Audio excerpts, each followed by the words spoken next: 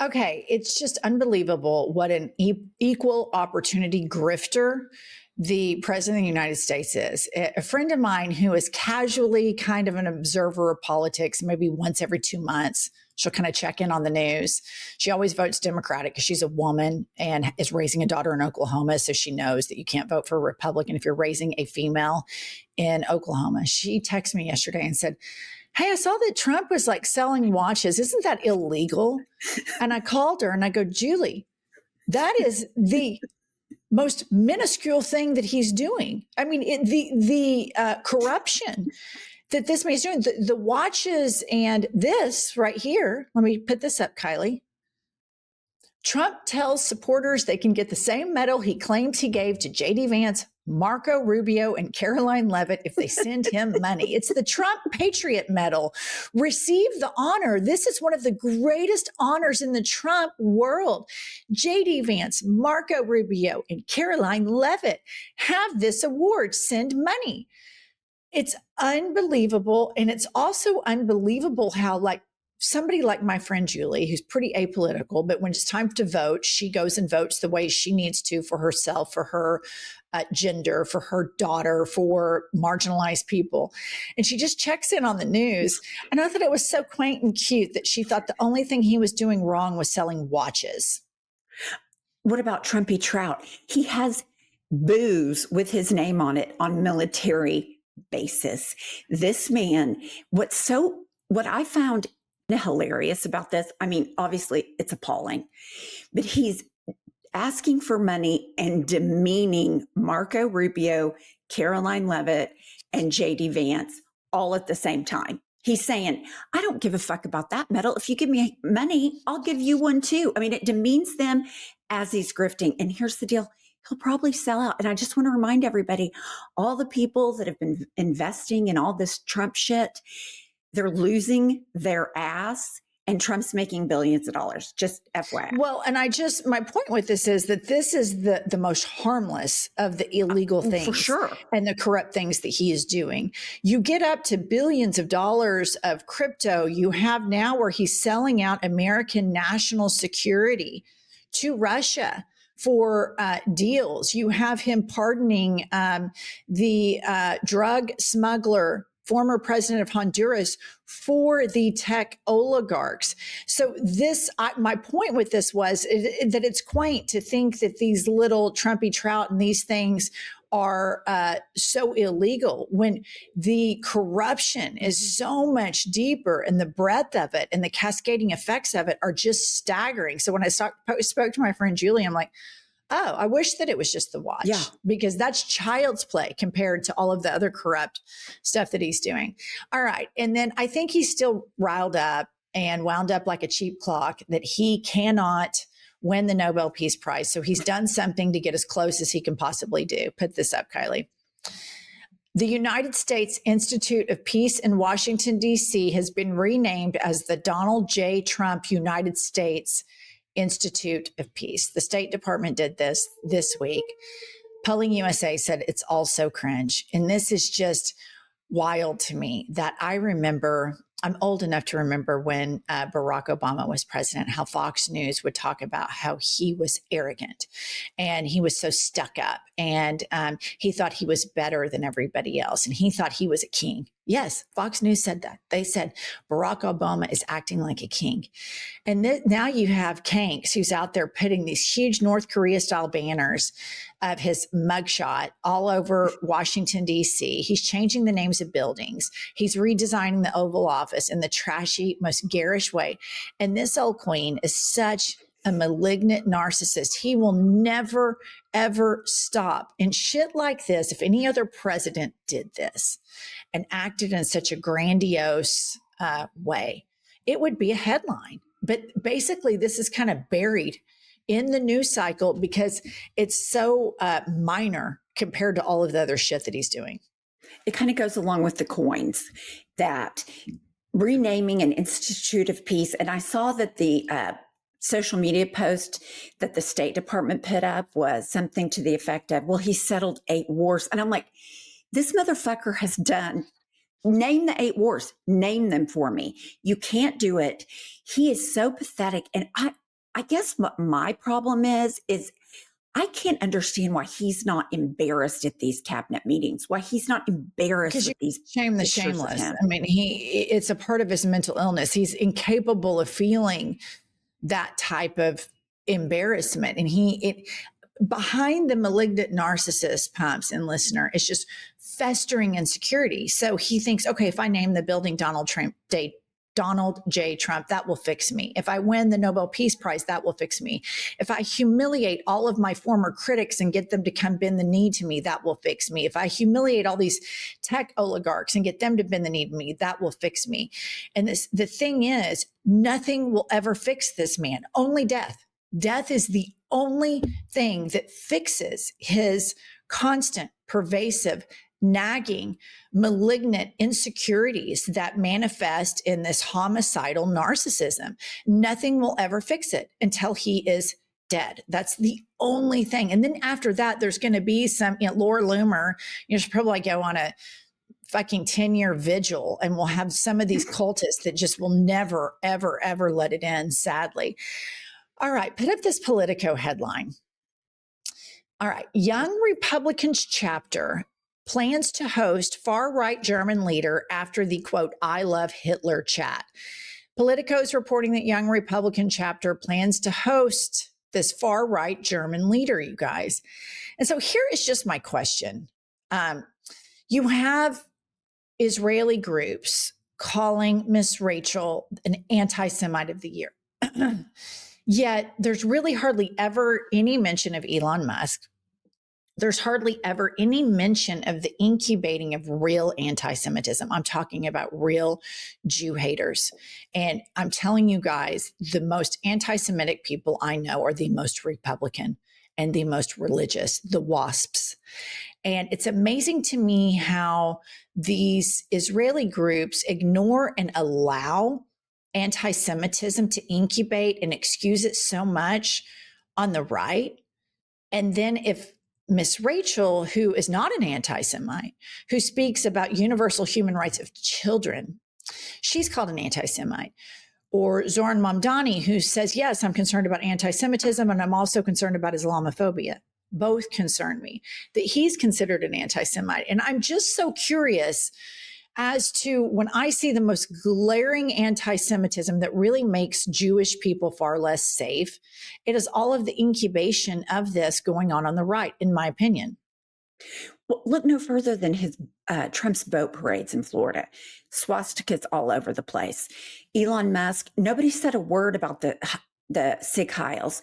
But, I think it's worth pointing out that these people, they're so worried about, anti-Semitism, which I agree is wrong. But you have, when this whole story broke about the Young Republicans, J.D. Vance, I think pretty close to the quote was, these are just kids. Yet when you see the Epstein files and the pedophiles, these are young girls. They protect the white male at all costs. They love the fact that there is incubating hatred for every sex. And by they, I mean the far right, the super MAGA, Heritage Foundation, I would venture to say, based on a couple of things I've just read about them. These people like this. They like the fact that the young Republicans are moving super right. Because they're right. I agree with that. My question was, how is it that these Jewish organizations, their number one priority is anti-Semitism? I agree with you. The WASP are all moving. They like it. I agree with that. My curiosity is, why do these Jewish rights groups, these Israeli rights groups who have vowed to go out and stamp out anti-Semitism, why is it always so lopsided in really the people that I hear, that Miss Rachel, Zoran Mamdani, and others, Hannah, the Jewish actress, lots of Jewish people say, no, we are concerned about anti-Semitism as well. And we see it over here. And it just amazes me how the far right Zionists have sought refuge in these very WASP, very anti-Semitic echo chambers. And these echo chambers are allowed to be overtly anti-Semitic with impunity, or in the case of Elon Musk, double sig Heils, the Anti-Defamation League's Greenblatt, he goes out and excuses it immediately. And this incubation of anti-Semitism in young Republicans, and it's important to point out that these young Republicans are ages like 20 to 40, they're adults, that it hardly gets a blip on the radar screen. And so it's just really interesting to me when people weaponize their identity and then join a group of bigots that also weaponize the identities of and are trafficking in bigotry and trafficking in racism. And then these women that are in this group, the Jewish people that have sought refuge in this group, the gay people that have sought refuge in this group, you're all fucked, just like the Latinos for Trump. Like, they're not going to bail you out. It's just wild to me. All right, moving along. The biggest Hunter Biden critic, Don Jr., who I'm referred to as Dumb, of course, the older brother of Dumber. He has scored a $600 million U.S. federal government deal from Daddy. Pop this up.